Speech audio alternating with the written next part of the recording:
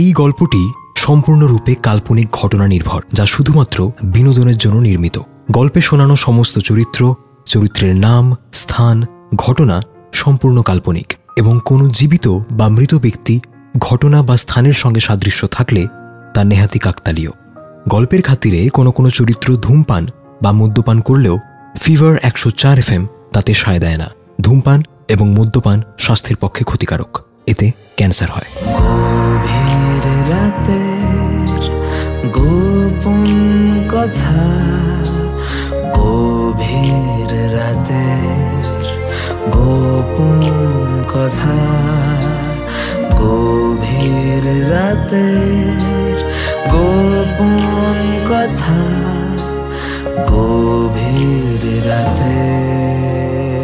গভীর রাতের গোপন কথায় আজকের গল্প রাজ কাহিনী।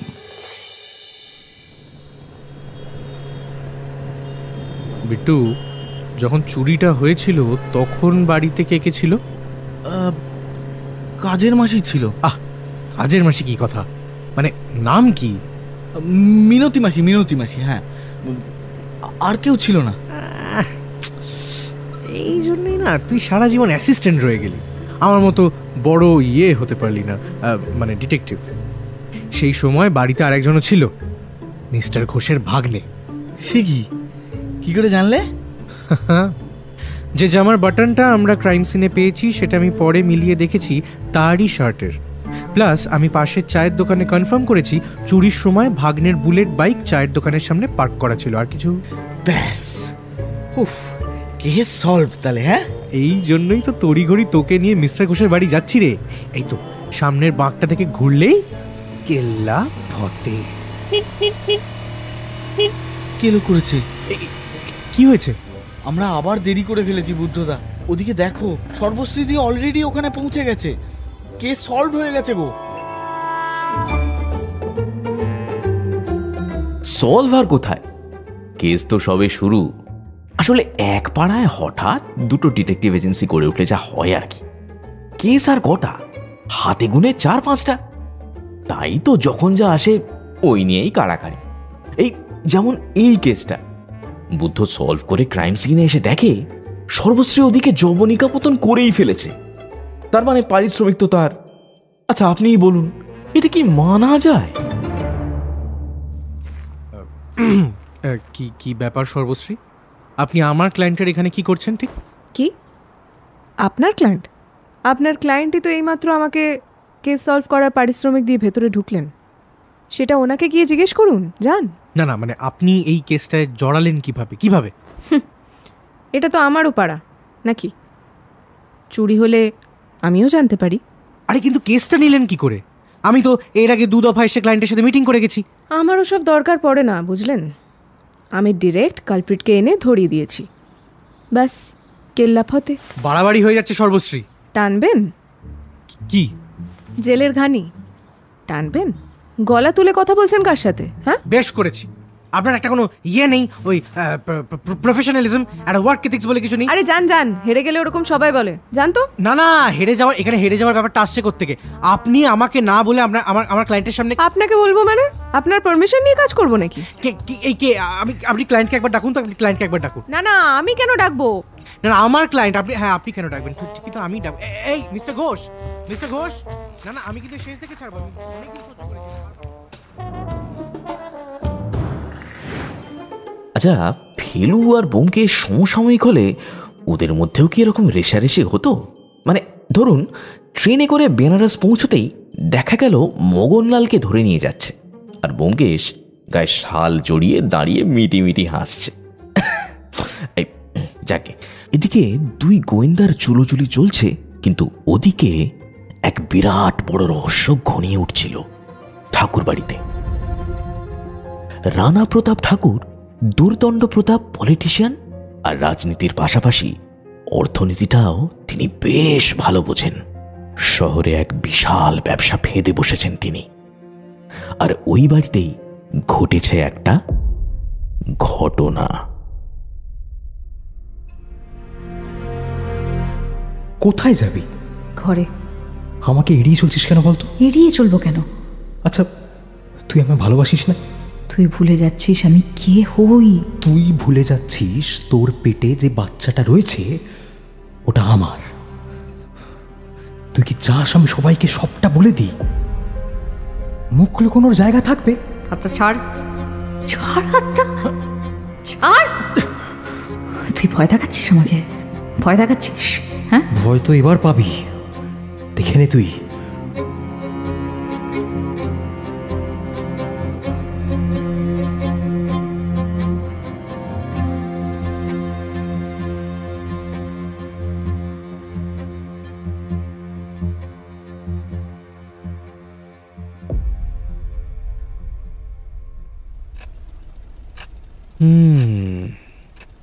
কিছু একটা ব্যবস্থা করতে হবে, বুঝলি? ঠিক বলেছ। কিসের ব্যবস্থা গো? আরে সর্বশ্রীকে নিয়ে, ওর ওই ওই গোয়েন্দাগিন্নি ডিটেকটিভ এজেন্সির না কিছু একটা করতে হবে। হেই বুদ্ধদা, তুমি তুমি লুকিয়ে লুকিয়ে সর্বশ্রীর দিকে ভালো টালো বাসো না তো গো? কি মানে আমি আমি সর্বশ্রী তুই মানে এই তুই না আমার অ্যাসিস্ট্যান্ট হওয়ারও যোগ্য নস, মানে you are not up to the mark. না মানে সারাদিন সর্বশ্রী সর্বশ্রী সর্বশ্রী সর্বশ্রী। ওই দেখো ওই দেখো ওই দেখো, আবার করলে। ওই তো আবার। ধুর ব্যাটা, পিছনে ফের সর্বশ্রী এসেছে। আসুন। ও নমস্কার দিদি। কি ব্যাপার হঠাৎ এখানে? কোনো কেসে হেল্প চাই নাকি? এটা ভালো বলেছিস। কি হাঁটিয়ে একটা চড় মারবো না, 14 পুরুষের গজ দাঁত ভেঙে যাবে। বাবারে, বলছি চা খাবে নাকি গো দিদি? বাইরে বেরিয়ে দাঁড়া, তোর বুদ্ধদার সাথে আমার আলাদা করে কথা আছে। তার মানে কেন? এই শোন বিট্টু, তো সর্বশ্রীর দিকে বলে দে আমি এভাবে আলাদা করে কারোর সাথে ইয়ে করি না, কথা বলি না, যা বলার সামনাসামনি হবে। হ্যাঁ, বুদ্ধদা এইভাবে আলাদা কারোর সাথে। এই চুপচাপ বাইরে গিয়ে দাঁড়া তো। আচ্ছা দিদি। আরে চুপ। এ কি আমার অফিসে ঢুকে আমার সাথে এরকম খারাপ ব্যবহার করবেন আপনি? একটা জরুরি কথা বলতে এসেছি, একটু মাথা ঠান্ডা করে বসে শুনবেন? দেখুন, শুনলে আপনার লাভ, না শুনলে আপনারই লস। বাবা, আমার লাভ লোকসান নিয়ে আপনি ভাবছেন কবে থেকে কে জানে। যাই হোক, বসুন বসুন। চা খাবেন নাকি? চা? হ্যাঁ, ভালো আইডিয়া, চলুন। যাব? কোথায় যাব? চা খেতে। আমি খাওয়াচ্ছি, চলুন। এবার বলুন তো কি হয়েছে? একটা কেস, বড় কেস, সেটা নিয়ে আপনার সাথে হেল্প চাইতে এসেছেন? ফাইনালি ফাইনালি ফাইন সর্বশ্রী এসেছে বুদ্ধর কাছে হেল্প চাইতে, মানে এই মানে মাগো মা তুমি আছো, তুমি আমাকে। কেসটা রানা প্রতাপ ঠাকুরের। কার বললেন? রানা প্রতাপ ঠাকুর? হ্যাঁ, মানে মিনিস্টার রানা প্রতাপ ঠাকুর? আগে হ্যাঁ। অসম্ভব। না না না না না না, অসম্ভব। এই কেস নিয়ে আমি কিছু শুনতেও চাই না, একদমই না। বহুত ভয়ঙ্কর লোক আছে ম্যাডাম।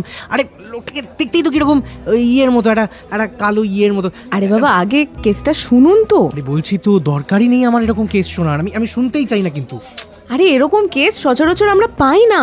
ভাগ্যিস পাই না। এই কেস নিয়ে কোনো কথা শুনতে আমি রাজি নই, প্লিজ। আচ্ছা শুনুন শুনুন, 1 কোটি টাকা, 1 কোটি টাকা পারিশ্রমিক দেবেন তিনি। আপনি সাহায্য করলে 50-50 ভাগ করব।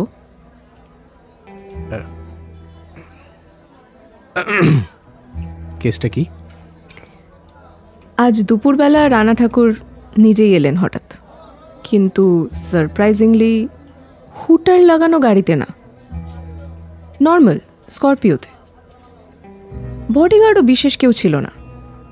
প্রথমে তো অনেকক্ষণ কেসটার কথা কিছু উল্লেখই করলেন না, এদিক সেদিকের কথা বলছেন, হাসছেন। তারপর হঠাৎ হাসি মুখেই কেসের কথাটা বললেন।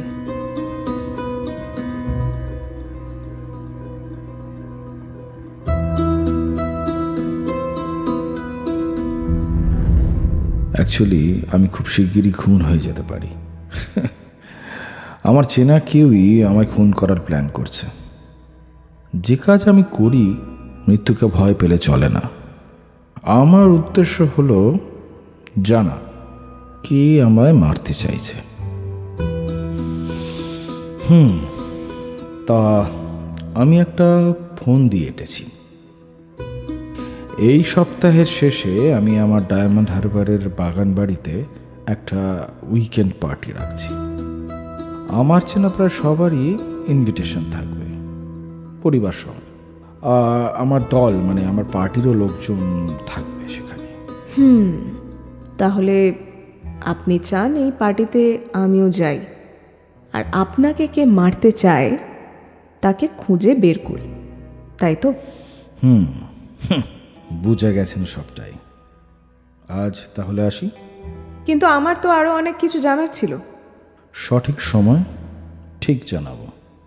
চলি। জানতাম জানতাম আরে বাবা, বছরের পর বছর ধরে কনসিস্টেন্টলি লোকের খারাপ করলে লোকজন তাকে করবে না, মারতে চাইবে না। 2 মিনিট সিরিয়াস হবেন প্লিজ। হ্যাঁ হ্যাঁ হ্যাঁ, এটা কেস ওয়াইজ কিন্তু খুব মানে আপিলিং।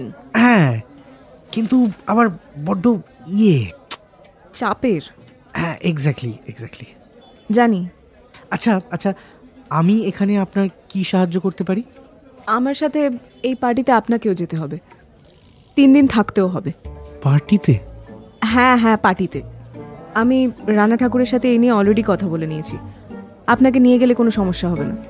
শুধু শুধু শুধু কি? হ্যাঁ, আপনাকে মানে আমার হাজবেন্ড সেজে যেতে হবে আর কি।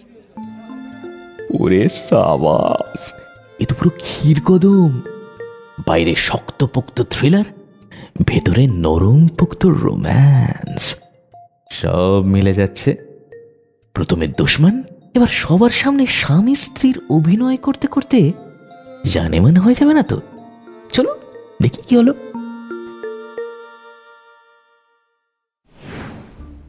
আমার কয়েকটা প্রশ্ন আছে। করুন। উইকেন্ড পার্টি মানে ফ্রাইডে, স্যাটারডে, সানডে, আমরা কি এক ঘরে শোবো? হ্যাঁ। বেশ। দুজনে কি এক খাটে শোবো? আহা, এক খাটে কেন শুতে যাব? একজন খাটে, একজন নিচে। বেশ, তা কে খাটে কে নিচে? আপনি খাটে, আমি নিচে, ঠিক আছে? পারফেক্ট, আমি রাজি। 3 দিনের জন্য আপনার স্বামী হতে আমি রাজি। কংগ্রেচুলেশনস। এই শুনুন, মূল কাজটা কিন্তু সেটা নয়। হ্যাঁ, আমাদের আসল দায়িত্ব রানা ঠাকুরকে কে খুন করতে চায় তাকে ধরা। সেটা মনে থাকবে তো? বউ, এত কথা বলো না, যাও আমার জন্য দুটো চা করে আনো তো। আপনাকে নিয়ে না কপালে দুঃখ আছে আমার।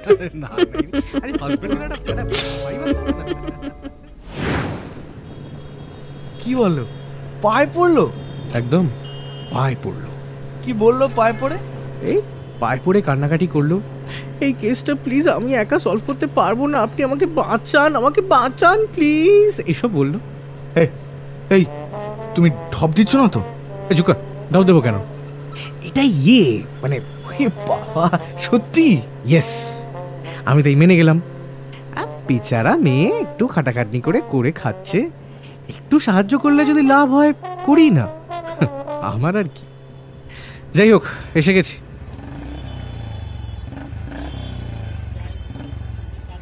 কি কি কিনতে হবে? 3 দিনের জন্য এনাফ ভালো জামা কাপড়। তোমার তো আছে কত ভালো জামা কাপড়। গত পুজোর সেই কালো শার্টটা বা মেশোর ওই ব্লেজারটা যেটা দিয়েছিলাম তোমায়। চুপ কর, যত ভুলভাল কথাবার্তা। আরে একটা মিনিস্টারের বাড়ির পার্টি, আমি তোর ইনভাইটেড গেস্ট। নেই আমার, মানে কি বলে, প্রেস্টিজ। আর তাছাড়া সর্বশ্রীর পাশে আমাকে মানাতেও তো হবে রে। এ দাদা, গন্ধ পাচ্ছ? গন্ধ? রহস্যের গন্ধ? কই না তো, ছুঁচো টুচো মরেছে নাকি? আরে প্রেম গন্ধ। দেখেছিস তুই আমার বাজে কথা বলছিস? আরে আমার আর সর্বশ্রীর মধ্যে পুরোটাই প্রফেশনাল রে, মানে নো পার্সোনাল। আচ্ছা বুঝেছি, ঠিক আছে। কালই তো যাওয়া, কোনো হোমওয়ার্ক করেছো তোমরা? ইয়েস, ইম্পর্টেন্ট কোয়েশ্চেন করেছি। মন দিয়ে দেখুন। দেখুন না, দেখো। এখন থেকে তুমি বলা প্র্যাকটিস করো, না হলে তো শুরুতেই হয়ে যাবে। মন দিয়ে দেখো না প্লিজ। দেখাও তো। এই কজনের ব্যাপারে ইনফরমেশন বের করতে পেরেছি। ইনি মিসেস অন্নপূর্ণা, রানা ঠাকুরের স্ত্রী। এখন উনি প্রেগনেন্ট। এতদিন পর? এই মিনিস্টার তো হেভি স্লো। আর ইনি হলেন পঙ্কজ ভট্টাচার্য। হুম, বলতে হবে না, এনাকে চিনি। রানা ঠাকুরের ডান হাত, গুরুভক্ত শিষ্য। কতটা ভক্ত সেটা তো গিয়েই বুঝতে পারবো। শুনেছি রিসেন্টলি কোনো প্রজেক্ট নিয়ে ওনাদের মধ্যে বেশ মনোমালিন্য হয়েছে। একটা জিনিস মাথায় রাখতে হবে, ম্যাক্সিমাম কেসে কিন্তু কাছের লোকেরাই থ্রেট হয়। ঠিক, এই জন্যই তো আপনি আমার থ্রেট। আপনি না, তুমি। এবার কে গন্ডগোল করলো? এই তো জমে উঠেছে, চলে এসেছে সেই সময়, পার্টিতে যাওয়ার দিন।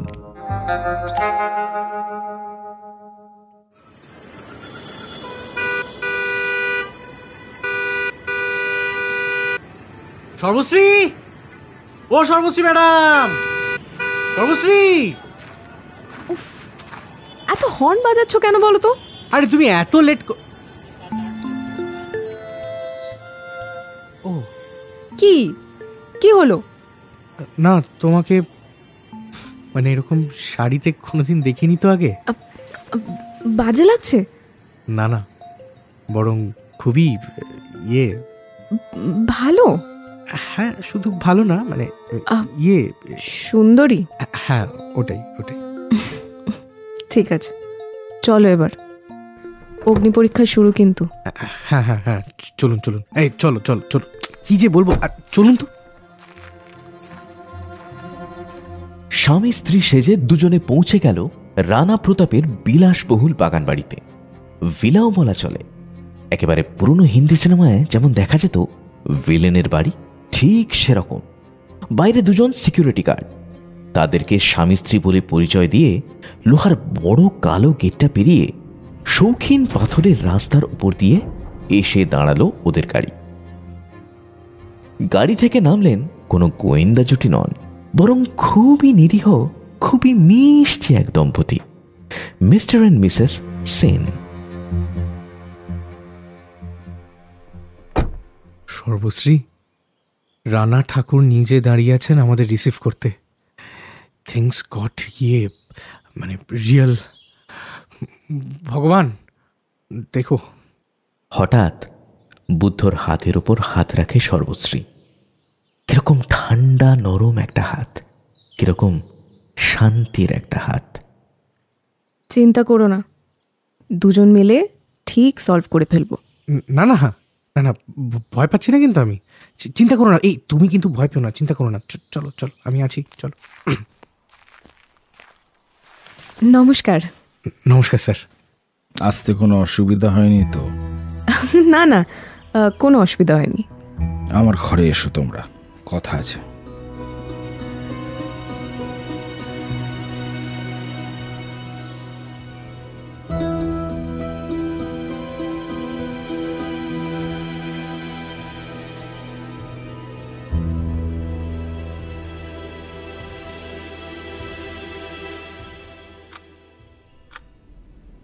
তোমরা যে স্বামী স্ত্রী নও সেটা যেন কেউ না জানতে পারে। কাউকে ইন্টারোগেট করতে হলে গল্পের ছলে করতে হবে। আমায় বলবে, আমি আলাপ করিয়ে দেবো।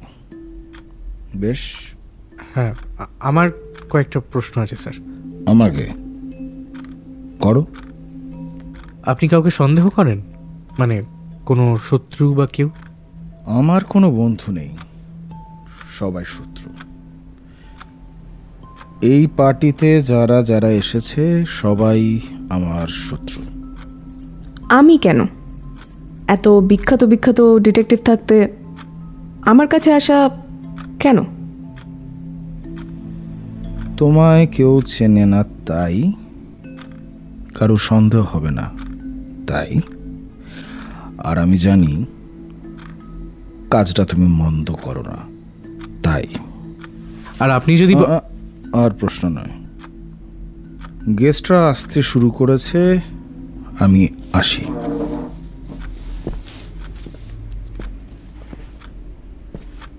আমাদের অ্যাপয়েন্ট করার ব্যাপারটা আপনি ছাড়া কে কে জানে? আমি কাক পক্ষী কাউকে বিশ্বাস করি না। আপনার স্ত্রীকেও না?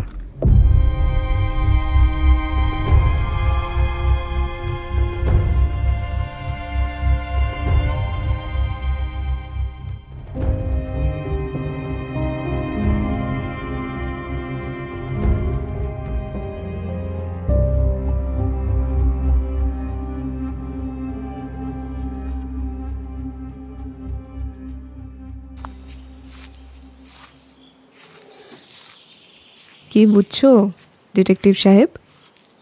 খুব ঘোরের লোকজনদের মাঝে এসে পড়েছি কিন্তু আমরা।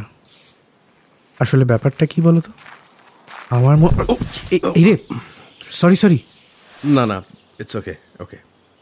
আপনি পঙ্কজ বাবু না? হ্যাঁ, আপনারা? আমরা স্বামী স্ত্রী।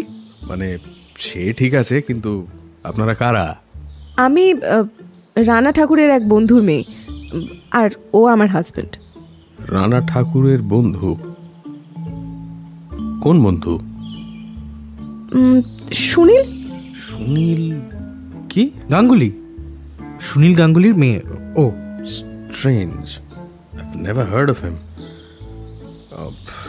নেভার মাইন্ড, পার্টি তো 3 দিনের, আশা করছি ভালো করে আলাপ হয়ে যাবে। নিশ্চয়ই আলাপ হয়ে যাবে। বলছি, আপনি রানা ঠাকুরের কেমন বন্ধু হন? হোয়াট? মানে আপনারা কতটা close? He is a god to me. আজ আমি যেখানেই আছি, যাই অ্যাচিভ করেছি, সব ওনার জন্য। ও, কিন্তু ওই খবরের কাগজে এই দেখছিলাম টুকটাক যা বেরোয় আর কি, একটা প্রজেক্ট নিয়ে বোধহয় আপনাদের মধ্যে কিছু একটা মন কষাকষি ঝামেলা যা হয়ে থাকে আর কি, না? আপনারও আপনার বাবা মার সাথে নিশ্চয়ই মন কষাকষি হয় মাঝে সাঝেই, এটাও তেমন। একটা প্রজেক্ট আমার নেবার ইচ্ছে ছিল, দাদা সেটা নিতে চাননি, সে নিয়ে একটু ডিফারেন্স অফ ওপিনিয়ন আছে, ব্যাস। আপনি কি করেন? আমি প্রাইভেট টিউটর, বাড়িতে পড়াই। But your eyes suggest something else. যাই হোক, এনজয় দ্য পার্টি। ওরা বুঝলো পুরো কেসটাই খুব চাপের, কারণ ইন্টারোগেশনটাই খুব চাপের। কয়েকটা প্রশ্ন করলেই লোকে সন্দেহের চোখে দেখছে। পঙ্কজেরও তার মানে লেগেছে খটকা। খুব সাবধানে থাকতে হবে ওদের। সন্ধেবেলা সমস্ত গেস্ট এসে পৌঁছয়। দালানে তখন জমিয়ে চলছে নাচ গান।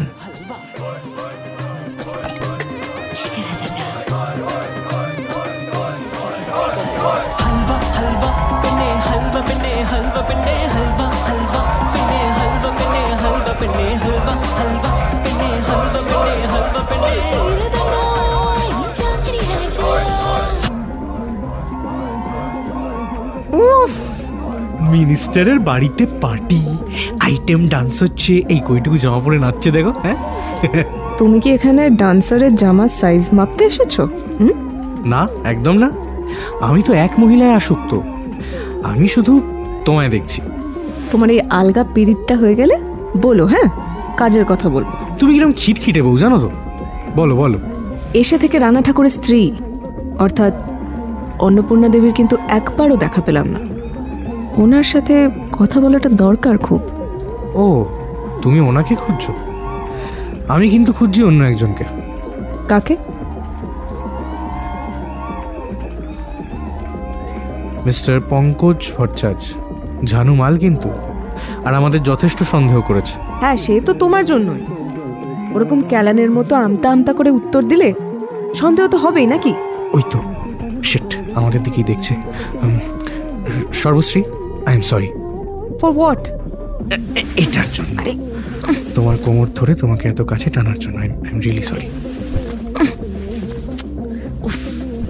কি হচ্ছে এটা জানতে পারি? যদি আগে জানতাম তোমার চুলের গন্ধটা এত সুন্দর, তাহলে কখনো রাগই করতাম না তোমার উপর। সত্যি কি পঙ্কজ দেখছে নাকি অসভ্যতা করতে এসব করছো? হ্যাঁ, দেখছে বলেই ধরেছিলাম, কিন্তু এখন আর ছাড়তে ইচ্ছে করছে না। আমার হাত ধরে থাকো না, অত সহজ নয়। চলো। কোথায়? আরে পার্টির সব গেস্ট এখানে। পঙ্কজ বাড়ির ভেতর ঢুকছে, আমাদের ফলো করতে হবে। চলো এক্ষুনি।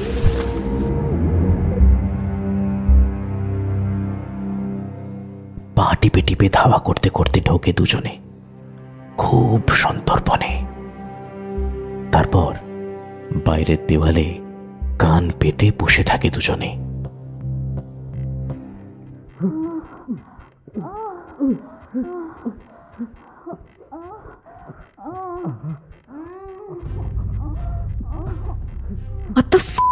জ্যাকপট! মন্ত্রী মশাইয়ের স্ত্রীর সাথে অবৈধ সম্পর্কে জড়িয়ে ওনার শিষ্য পঙ্কজ ভট্টাচার্য। তার মানে তো ছবিটা অনেকটা স্পষ্ট। রানা ঠাকুরকে মারতে চায় ওনারই শিষ্য পঙ্কজ, কারণ ওনার স্ত্রীর সাথে পঙ্কজের অবৈধ সম্পর্ক। আচ্ছা, তুমি বলেছিলে অন্নপূর্ণা দেবী প্রেগনেন্ট। বাচ্চাটা কি তাহলে? এই, আপনারা কারা? হ্যাঁ, আমরা গেস্ট। ওয়াশরুমটা কোথায় বলতে পারবে? দেখো না, ও আমায় কিছুতেই ওয়াশরুম যেতে দিচ্ছে না। ছাড়ো না তো। কি? ও হ্যাঁ হ্যাঁ হ্যাঁ, যেতে দিচ্ছি না। হ্যাঁ, একদম ওয়াশরুম যাওয়ার দরকার নেই। বাই দ্য ওয়ে, আপনি কে? আমি জ্যোতি, এই বাড়ির দেখাশোনা করি। তাই নাকি? কবে থেকে? 15 বছর হবে। বাবা, 15? তার মানে তো খুব ছোট থেকে কাজ করছো এখানে। তোমার বয়স তো বেশি না। আচ্ছা ভাইয়া, এই যে ওদিকে ওই রুমটা কার? ওটা বৌমনির। বৌমনির বয়স কত? সেসব আমি জানি না, তবে আমার থেকে খুব বেশি বড় হবেন না, এটুকু আমি বলতে পারি।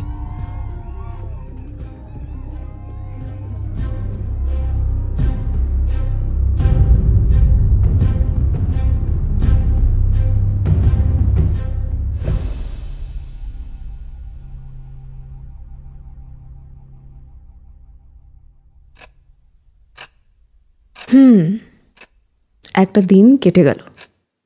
ঠিক কি বুঝলাম? এই খাটটা কিন্তু বেশ নরম দিয়েছে জানো। এই তুমি কিন্তু আমার সাথে খাটে করতে পারো, মানে শুয়ে পড়তে পারো। প্লিজ একটু কনসেন্ট্রেট করবে?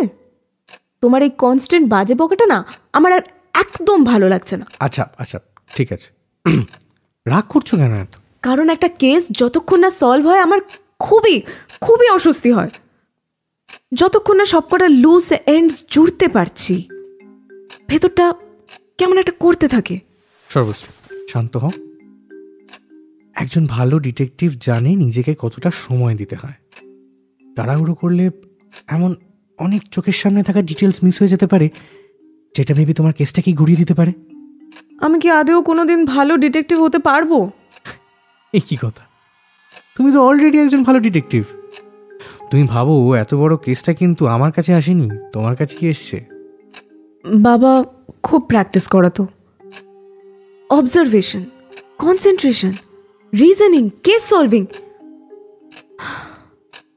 কি জানি বাবার মতো ডিটেকটিভ হতে পারবো কিনা।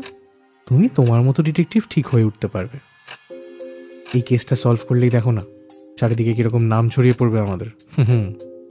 আর করতে না পারলে বদনাম। সেটা হচ্ছে না। আমি থাকতে তোমার বদনাম হতে আমি দেব না। এই কি ব্যাপার বলো তো? একটু বেশিই ফ্লার্ট করছো না? এখন তো কেউ দেখছেও না, অভিনয় করার ব্যাপারও নেই। দেখছে তো, এই ঘরটা দেখছে, চারিদিকে উড়ে বেড়ানো জোনাকিগুলো দেখছে, আর জানলার বাইরে আকাশটা দেখছে।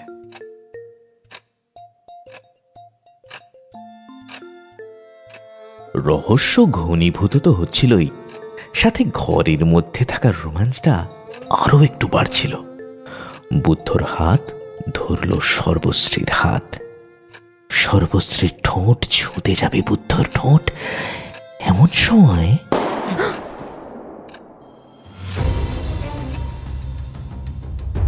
গুলির আওয়াজ ছিল না? হ্যাঁ, তাই মনে হয়। তাড়াতাড়ি চলো। রানা ঠাকুর কি তাহলে? চলো চলো চলো।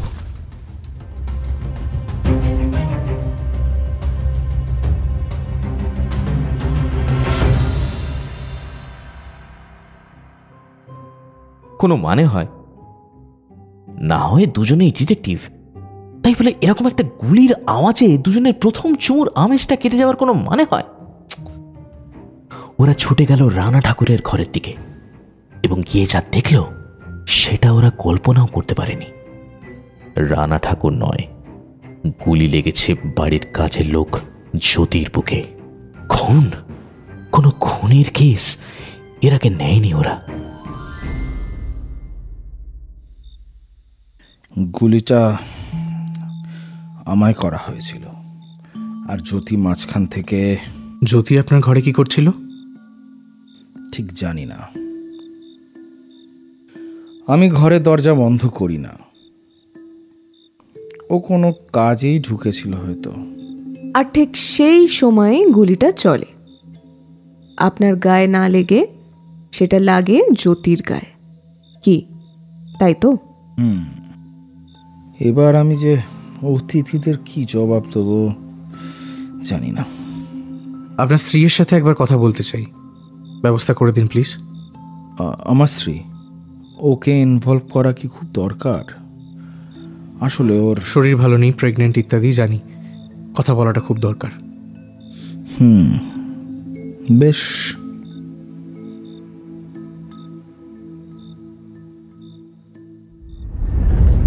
কাল যখন গুলিটা চলে ওই সময় আপনি কোথায় ছিলেন?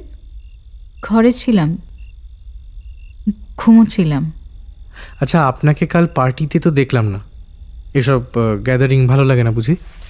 লাগে, এখন শরীরটা ভালো নেই। আপনার কমাস হলো? 1.5 মাস। আপনার হাজবেন্ডের সাথে তো আপনার একটা বড় এজ গ্যাপ, তো মানে আজকাল বয়স দেখে কেউ প্রেমে পড়ে নাকি? মিস্টার পঙ্কজ ভট্টাচার্য, মানে ওনার সঙ্গে আপনার হাজবেন্ডের ঠিক কীরকম সম্পর্ক? আপনারা কি আমায় জেরা করছেন? না না, ছিছি, একদমই না। ইনফ্যাক্ট এই প্রশ্নটা ঠিক হয়নি সর্বশ্রী। সরি ম্যাম, আমরা আসলে জানতে চাইছি মিস্টার পঙ্কজ ভট্টাচার্যের সাথে আপনার সম্পর্ক কেমন। হোয়াট? বুদ্ধ?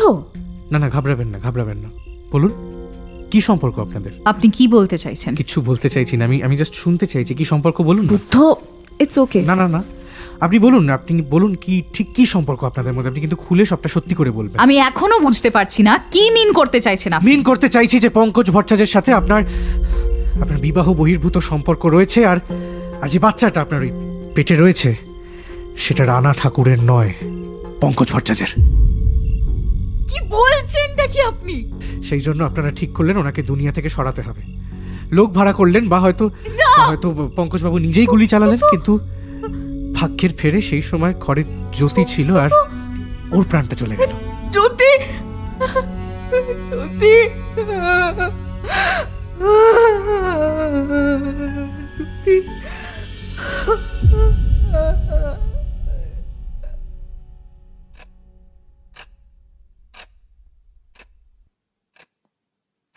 এই নাও জল। আমি ছোটোখাটো ডিটেকটিভ, ওই ছোটোখাটো চুরি চামারির কেসই ঠিক ছিল গো আমার জন্য। চোখের সামনে একটা জল জ্যান্ত ছেলেকে মেরে দিল। কিন্তু এভিডেন্স তো তা বলছে না।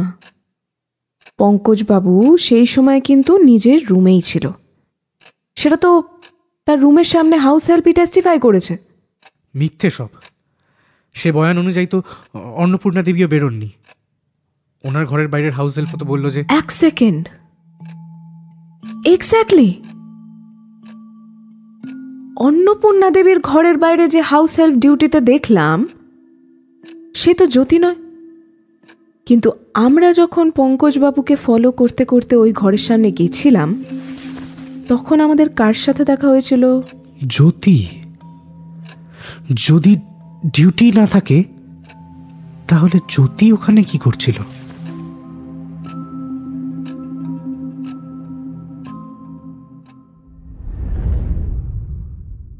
এই পার্টিটা ভাবছি আজই শেষ করে দেব। তাহলে আমাদের ইনভেস্টিগেশন? জ্যোতি খুন হওয়ায় সবটা তো এখন পুলিশের হাতে। তোমরা এক কাজ করো, তোমাদের বয়ানটা পুলিশকে দিয়ে যাও। পুলিশকে? ওদের সবটা খুলেই বলে দাও খুনটা আসলে আমি হতাম, আর আমার বদলে ওই হতভাগাটা। শান্ত হন স্যার, শান্ত হন। ও আমার ভাইয়ের মতো ছিল জানো। আমি বা অন্নপূর্ণা কেউই ওকে কাজের লোকের চোখে দেখতাম না। ও এ বাড়ির নিজের লোক ছিল, নিজের। আমাদের কিছুটা সময় দিন স্যার, আমরা জামা কাপড় প্যাক করিনি, তারপর বেরোনোর আগে আপনার সাথে দেখা করে আসবো।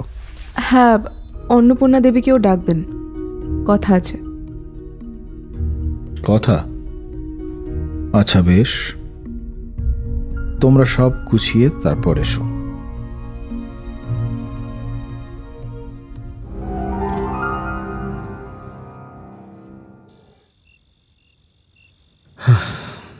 তাহলে সব এবার পুলিশের হাতে, আমাদের কাজ এখানেই শেষ।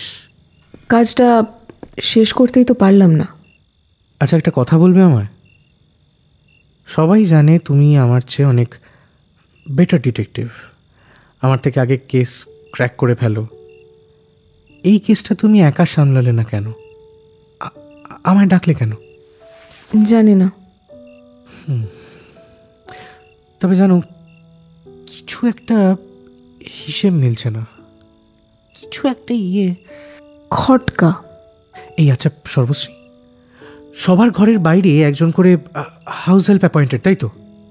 সবার বয়ান নিলাম আমরা, রানা ঠাকুরের হাউস হেল্পের বয়ান নিলাম না কেন?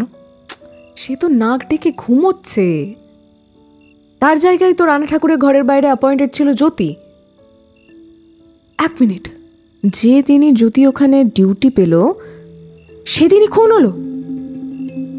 বুদ্ধ, তার মানে কি? এক্স্যাক্টলি। চলো চলো, কেস সলভ করে তারপর এখান থেকে বেরোবো। কিন্তু রানা ঠাকুর যে এক প্রকার বারণ করে দিয়েছেন।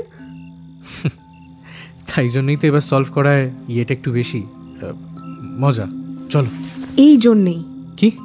এই যে এই সত্যি বের করে ছাড়ার যে খিদেটা, এই জন্যেই তোমায় নিয়েছি আমার সাথে। মানে তোমার মগজাস্ত্র আর আমার সত্যান্বেষণ। চলো চলো চলো।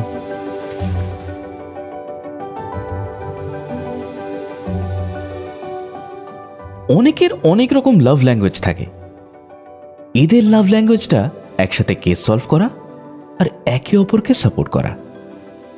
আর এরকম একজোড়া ডিটেকটিভ কোনো রহস্যের পিছনে ধাওয়া করলে সমাধান তো হবেই। এক্ষেত্রেও হলো বেশ কিছু জিজ্ঞাসাবাদ আর ভাবনা চিন্তার পর সব কটা লুজ এন্ড এক জায়গায় বাঁধা পড়ল। এবার সময় যবনিকা পতনের। আচ্ছা, সবাই এখানে উপস্থিত, আমি আর বুদ্ধ আমরা বেরোবো, কিন্তু যাওয়ার আগে জাস্ট কয়েকটা জিনিস একটু বলে রাদার আলোচনা করে যেতে চাই। পারমিশন আছে রানা স্যার? বলো, কি বলবে? আমরা এখানে একটা ভুল করে ফেলেছি। আমরা শুরু থেকে ভাবছিলাম এটা একটা থ্রিলার, রহস্য রোমাঞ্চ গল্প। বুঝতেই পারিনি পুরো গল্পটা আসলে প্রেমের। শরদিন্দু বন্দ্যোপাধ্যায় এক লেখায় বলেছেন, নরনারীর সম্পর্ক কখন কোন দিকে বাঁক নেবে কেউ বলতে পারে না। আর অন্নপূর্ণা দেবী আজ বললেন, বয়স দেখে প্রেম হয় না। হয়নি, তাই তো নিজের থেকে 24 বছর ছোট একজনকে বিয়ে করে ঘরে আনলেন রানা ঠাকুর স্যার। অন্নপূর্ণা দেবী, আপনার বয়স তখন 16, তাই তো? হ্যাঁ। কিন্তু সেসবের সাথে আজকের সম্পর্ক আছে স্যার, আছে। এ বাড়িতে তো অন্নপূর্ণা দেবীর বয়সে আর কেউ ছিল না, তাই তার একমাত্র বন্ধু হলো কাজের লোক জ্যোতি। তার তখন 15 বছর বয়স। তারপর সময়ের সাথেই সেই বন্ধুত্ব আরও গাঢ় হয়, মজবুত হয়। আর কখন যে বন্ধুত্বের বাঁধ ভেঙে গেল আপনারা টেরই পেলেন না। কি বাজে কথা বলছেন আপনি? আরে বাবা, প্রথম থেকেই এত বিচলিত হলে হবে কি করে? একটু দাঁড়ান, এখন অনেক কথা বাকি আছে। বসে পড়ুন। অন্নপূর্ণা, বসো। আমার প্রথম খটকা হয় যখন জ্যোতি ওনাকে বৌমণি বলে ডাকতে গিয়ে হোঁচট খায়। আসলে অন্নপূর্ণা নামে ডাকতে অভ্যস্ত তো, তাই সম্ভবত। আচ্ছা ভাইয়া, এই যে ওদিকে ওই রুমটা কার? ওটা বৌমনির। সেকেন্ড খটকা, জ্যোতির নাম নিয়ে অন্নপূর্ণা দেবীর কান্না। বুঝলেন, কান্না অনেক কথা বলে দেয়, অনেক প্রশ্নের উত্তর দিয়ে দেয়। জ্যোতি, জ্যোতি,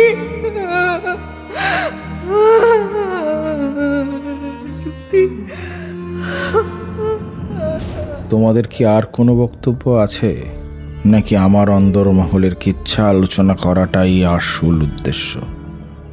না না স্যার, কেচ্ছা স্ক্যান্ডেল এখন অনেক বাকি। অন্নপূর্ণা দেবী গর্ভবতী হলেন, এবার যাই বলুন স্যার, প্রশ্নটা কিন্তু আসেই, বাবা কে?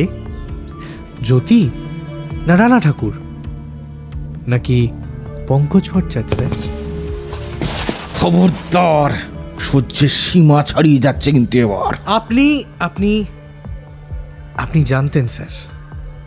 তার মানে? আপনি জানতেন আপনি বাবা হতে পারবেন না কখনো, কিন্তু এত সম্পত্তি ভোগ করবে কে? আপনার ওয়ারিশ দরকার। তাই আপনি আপনার শিষ্য পঙ্কজ ভট্টাচার্যকে বললেন আপনারই স্ত্রীর সাথে। বেশ করেছি, আমার ব্যাপার, তোমরা এর মধ্যে ঢুকছো কেন? ঢুকছে কারণ গন্ডগোল হলো অন্য জায়গায়। অন্নপূর্ণা দেবীর গর্ভে এলো জ্যোতির সন্তান, আর জ্যোতি স্বপ্ন দেখতে শুরু করলো। পালিয়ে যাবি অন্নপূর্ণা? তুই উন্মাদ হয়ে গেছিস। চল না, আমি তোকে খারাপ রাখবো না। এখন কি খারাপ আছি? দুজনেই ভালো খেতে পড়তে পারি, গল্প করতে পারি, সোহাগ করতে পারি। কিন্তু কতগুলো লোক ছোঁয় তোকে, রানা ছোঁয়, ওই সালা পঙ্কজ। তুইও তো পাচ্ছিস, চাকর হয়ে মালকিনকে পাচ্ছিস। ছি, তুই শুধু শরীর বুঝিস না রে, শুধু শরীর। আমায় যেতে দে, দেরি হয়ে যাচ্ছে। আরে কোথায় যাবি? ঘরে। আমাকে এড়িয়ে চলছিস কেন বলতো? এড়িয়ে চলবো কেন? আচ্ছা, তুই আমায় ভালোবাসিস না? তুই ভুলে যাচ্ছিস আমি কে হই। তুই ভুলে যাচ্ছিস তোর পেটে যে বাচ্চাটা রয়েছে ওটা আমার। তুই কি চাস আমি সবাইকে সবটা বলে দিই? মুখ লুকোনোর জায়গা থাকবে? আচ্ছা ছাড়, ছাড় হাতটা, ছাড়। তুই ভয় দেখাচ্ছিস আমাকে, ভয় দেখাচ্ছিস? হ্যাঁ, ভয় তো এবার পাবি, দেখে নিস, দেখে নে তুই। ব্যাস, আপনারা ভয় পেয়ে গেলেন। বাড়ির কথা বাইরে চলে গেলে সর্বনাশ হয়ে যাবে, তার উপর সামনেই তো ইলেকশন স্যার, পুরো ইমেজ আপনার জলে চলে যাবে। আপনারা ঠিক করলেন জ্যোতিকে দুনিয়া থেকে সরাতে হবে, আর ওই জন্যেই আপনি মাস্টার স্ট্রোকটা খেললেন। এই কেসটা নিয়ে আমার কাছে এলেন এই বলে যে আপনাকে কেউ মারতে চাইছে, আর 3 দিনের বড় পার্টিটাও অ্যারেঞ্জ করলেন। আর সবার সামনে ঘটনাটা ঘটিয়ে প্রমাণ করতে চাইলেন যে ভিকটিম আসলে আপনি টার্গেট ছিলেন। কিন্তু ঘটনাচক্রে ঘরে সেই সময় জ্যোতি চলে আসে, আর গুলিটা ওর বুকে লাগে। বুদ্ধি করে আমাদের বললেন পুলিশকে সেই বয়ান দিতে। জ্যোতিকে আপনার ঘরের সামনে ডিউটি দিয়েছিলেন আপনি রানা স্যার, রাতে কোনো অজুহাতে ঘরেও ডেকেছিলেন আপনি, তারপর গুলিটাও আপনিই করেন। সাপও মরল, লাঠিও ভাঙল না, আপনার উপর বিন্দু মাত্র সন্দেহ এলো না। কত টাকা? কি? কত টাকা নেবে বলো? ঘুষ নেব এত বড় গোয়েন্দা আমরা এখনো হইনি স্যার। ঘুষ না, বিজনেস। 25 বছর পলিটিক্সে আছি, বিজনেসটা আমি বেশ ভালো বুঝি। টাকা দিয়ে আমাদের কিনতে পারবেন না। তোমাদের না, ইনফরমেশনটা কিনছি। আর আর পুলিশকে আমি দেখে নেব। এই কেস চলতেই থাকবে, সলভ হবে না। সে তো আপনি করতেই পারেন স্যার, তবে আমরা আমাদের হাতে যতটুকু আছে করি, পুলিশকে জানিয়ে দিই, তারপর বাকিটা আপনারা আর ওরা মিলে বুঝে নেবেন। তোমরা তাহলে আমার কথা কিছুতেই শুনবে না, তাই তো? আমাদের ডেকে এখানেই তো ভুল করেছিলেন স্যার। আমরা কারোর কথা শুনি না, নিজেদেরও না। ভালো থাকবেন স্যার। চলি চলি চলি চলি।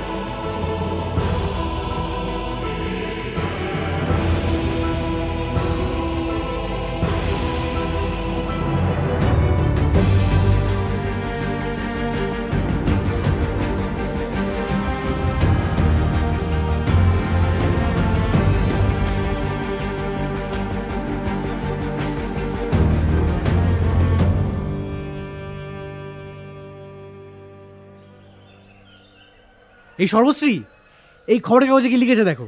লিখেছে কাজের লোক খুনে তলব করা হলো মন্ত্রী রানা ঠাকুরকে। ওর শালা এবার পিছনে না চন্দ্রবিন্দু হবে। মানে মারা যাবে, মারা যাবে।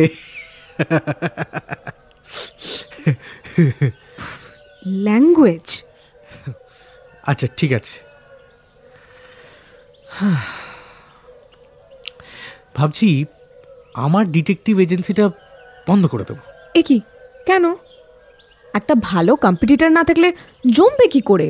না না, আমার ওই এজেন্সিটার জায়গায় একটা দোকান টোকান কিছু খুলবো।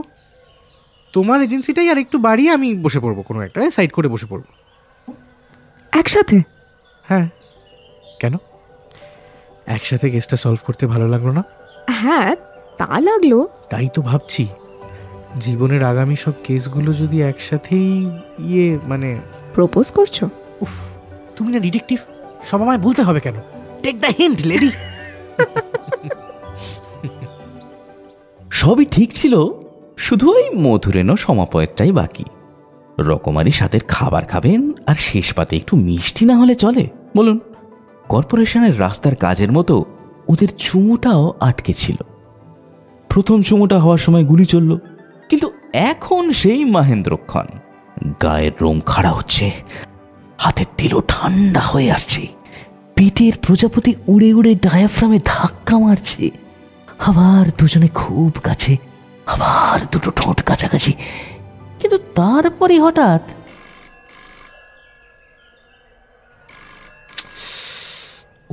প্রতিবার এই সময়।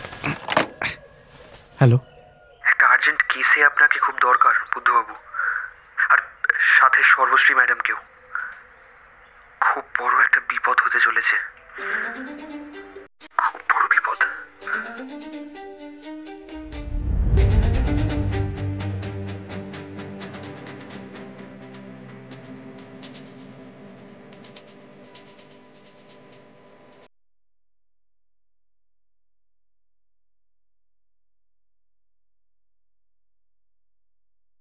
তুমি শুনছিলে গভীর রাতের গোপন কথায় আজকের গল্প রাজ কাহিনী। ন্যারেশন রুদ্র। বুদ্ধর চরিত্রে চয়ন, অ্যাসিস্ট্যান্টের চরিত্রে জ্যোতিষ্মান, সর্বশ্রী চরিত্রে ঐন্দ্রিলা, রানার চরিত্রে অরিন্দম, অন্নপূর্ণার চরিত্রে আর জে দেবস্মিতা, পঙ্কজের চরিত্রে আর জে দেব, জ্যোতির চরিত্রে দেবজিৎ, পরবর্তী ক্লায়েন্টের চরিত্রে আর জে সম্রাট। গল্প চয়ন, অতিরিক্ত সংলাপ Debjit, sound design Jyotishman, visual design Kishan এবং ঐন্দ্রিলা, সমগ্র ভাবনা, পরিকল্পনা ও পরিচালনায় অরিন্দম।